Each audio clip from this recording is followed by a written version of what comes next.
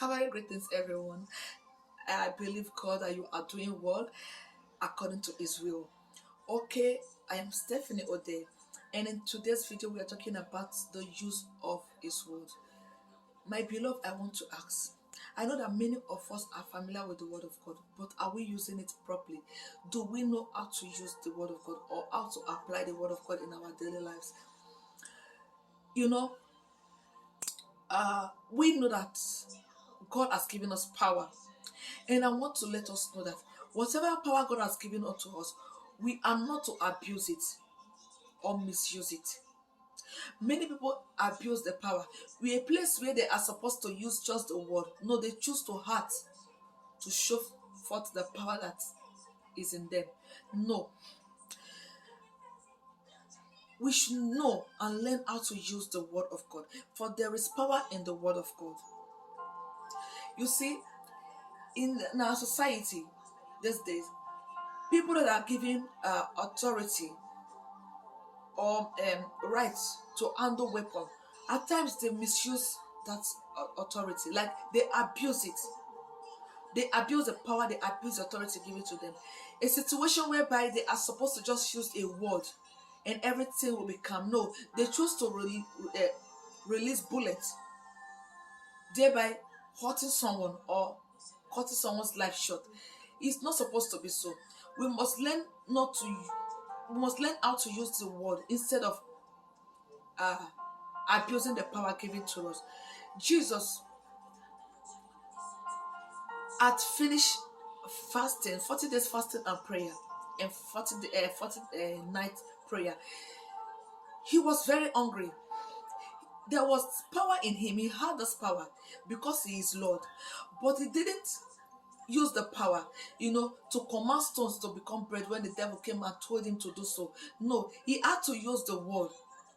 He had to use the word. And he said in Matthew chapter 4, verses 1 to 10, he said that it is written, man shall not live by bread alone, but by every word that proceeds from the mouth of God.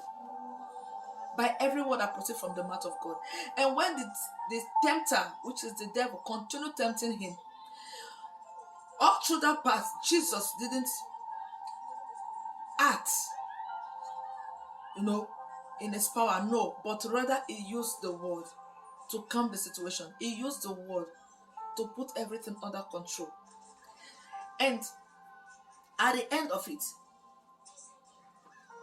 which is in verse 10, just a word he said to the devil, get away from me, you Satan. Get away from me, you Satan.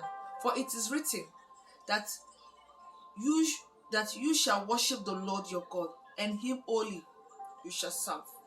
And the devil fled. The devil obeyed that word, that it is only God that we must serve. And he obeyed the word and left that arena. And at times we want to abuse the word of God because God has said that he will give his angels charge over us, and so we will begin to do things that we are not supposed to do. Just like the devil came and told Jesus in verse 7 and said, no, in verse 5, he said, then the devil took him into a holy city, set him on the pinnacle of the temple, and said to him, if you are the Son of God, throw yourself down, for it is written, he shall give his angels charge over you. He shall give his angels charge over you does not mean that you should throw yourself from a very high mountain, because you will die. Because you are tempting him knowingly. Because he said he will give his angel charge over you does not mean you should just go and pick up a poison and begin to drink it and say that he will save you. No, that is you tempting God, and you will get what you are looking for. Or because he said he will give his angel charge over you, therefore you can just pick up a knife and then stab yourself. And then you say because he will give his angels charge over you. No. Or you can just go into a vehicle with your eyes closed on a very high speed and you are driving on the express because he said he will give his angels charge over you. That is, you are heading to the grave. So we must be very careful and know how to apply the word of God Use the word of God. Apply wisdom. Knowing when to use the word and when to act, so that we do not abuse the power or the authority or the word of God itself. I pray that God will give us understanding of his word. That with this little exhortation, we are blessed by it and we'll begin to put it into practice.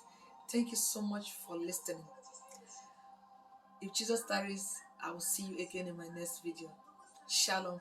And please do not forget to share the video so that others can be blessed as well. Shalom. Shalom.